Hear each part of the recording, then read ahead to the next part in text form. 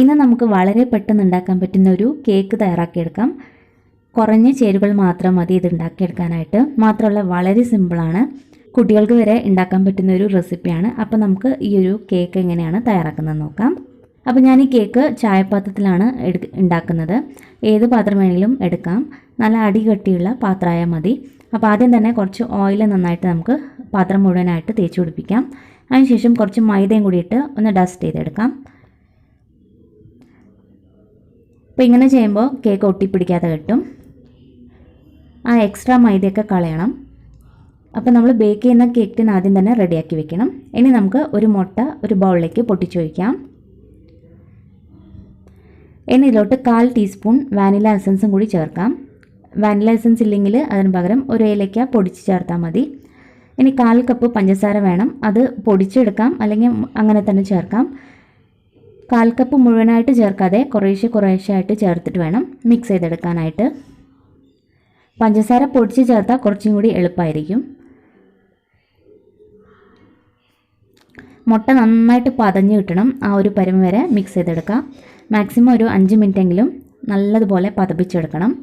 നമ്മൾ എത്ര പതപ്പിക്കുന്നോ അത്രയും സോഫ്റ്റായി കിട്ടും കേക്ക്, അതിന് വേണ്ടിയിട്ടാണ്. ഇനി ഇതിലോട്ട് 2 ടേബിൾ സ്പൂൺ ഓയിൽ ചേർക്കാം. ഞാനിവിടെ സൺഫ്ലവർ ഓയിലാണ് ഉപയോഗിച്ചിരിക്കുന്നത്. നമുക്ക് ഏതെങ്കിലും കുക്കിംഗ് ഓയിൽ ഉപയോഗിക്കാം, വെളിച്ചെണ്ണ ഉപയോഗിക്കേണ്ട, വേറെ ഏതെങ്കിലും ഓയിലായാലും മതി. ഓയിൽ ഇട്ടതിന് ശേഷം വീണ്ടും നന്നായിട്ടൊന്ന് അടിച്ചെടുക്കുക. മുട്ട നമ്മൾ നല്ലതുപോലെ പതപ്പിച്ചെടുക്കണം, അത് പ്രത്യേകം ശ്രദ്ധിക്കണം. മിക്സി വേണമെങ്കിൽ മിക്സി ഉപയോഗിക്കാം കേട്ടോ. ഇനി നമുക്കിതിലോട്ട് മൈദ ചേർക്കണം. അപ്പോൾ മൈദ ചേർക്കുന്ന മുമ്പായിട്ട് ഒന്ന് അരിച്ചെടുത്തിട്ട് വേണം ചേർക്കാനായിട്ട്. 1/2 കപ്പ് മൈദയാണ് എടുത്തിരിക്കുന്നത്. ഇനി ഇതിലേക്ക് 1/2 ടീസ്പൂൺ ബേക്കിംഗ് പൗഡറും കൂടി ചേർക്കാം. ഇനി ഇതൊന്ന് അരിച്ചെടുക്കാം. ഇനി പതുക്കെ ഒന്ന് മിക്സ് ചെയ്ത് കൊടുക്കാം. ഒരേ ഡയറക്ഷനിൽ വേണം മിക്സ് ചെയ്തെടുക്കാനായിട്ട്, വളരെ പതുക്കെ മിക്സ് ചെയ്ത് കൊടുക്കുക.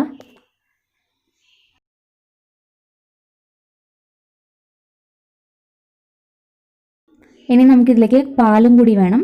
1/4 കപ്പ് പാല് മതിയാവും. പാലും നേരത്തെ പറഞ്ഞ പോലെ തന്നെ കുറേശ്ശെ ആയിട്ട് ചേർത്ത് മിക്സ് ചെയ്ത് കൊടുക്കാം.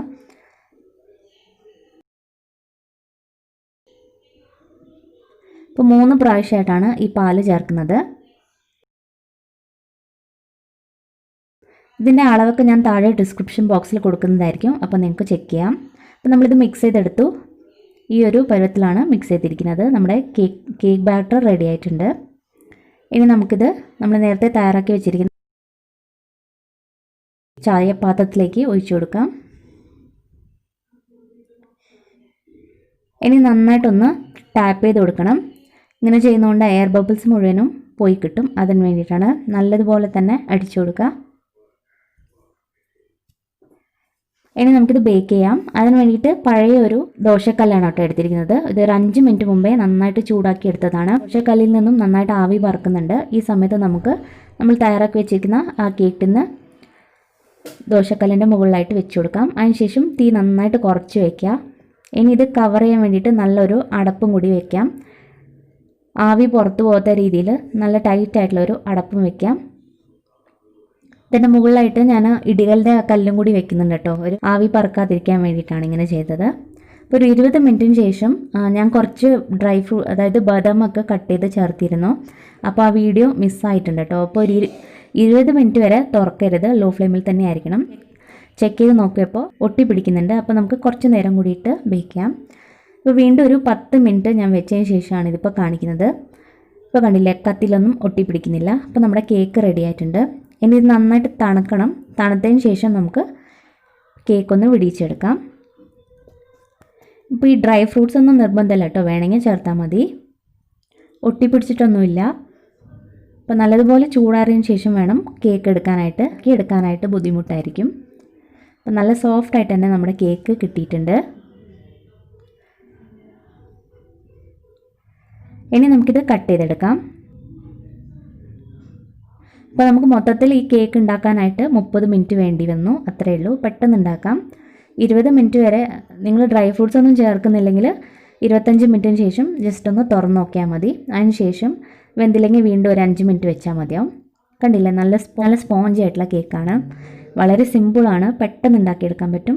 നമ്മുടെ വീട്ടിലുള്ള സാധാരണ ചേരുവകൾ മാത്രം മതി. അപ്പോൾ എന്തായാലും ഈ ഒരു റെസിപ്പി ഒന്ന് ട്രൈ ചെയ്ത് നോക്കുക. നിങ്ങൾക്കിത് എന്തായാലും ഇഷ്ടപ്പെടും. അപ്പോൾ ട്രൈ ചെയ്തതിന് ശേഷം നിങ്ങളുടെ അഭിപ്രായങ്ങളൊക്കെ അറിയിക്കണം. അതുപോലെ നിങ്ങൾ ഈ വീഡിയോ ആദ്യമായിട്ടാണ് കാണുന്നതെങ്കിൽ ഇഷ്ടപ്പെടുകയാണെങ്കിൽ ചാനൽ സബ്സ്ക്രൈബ് ചെയ്യാനും മറക്കരുത്. താങ്ക്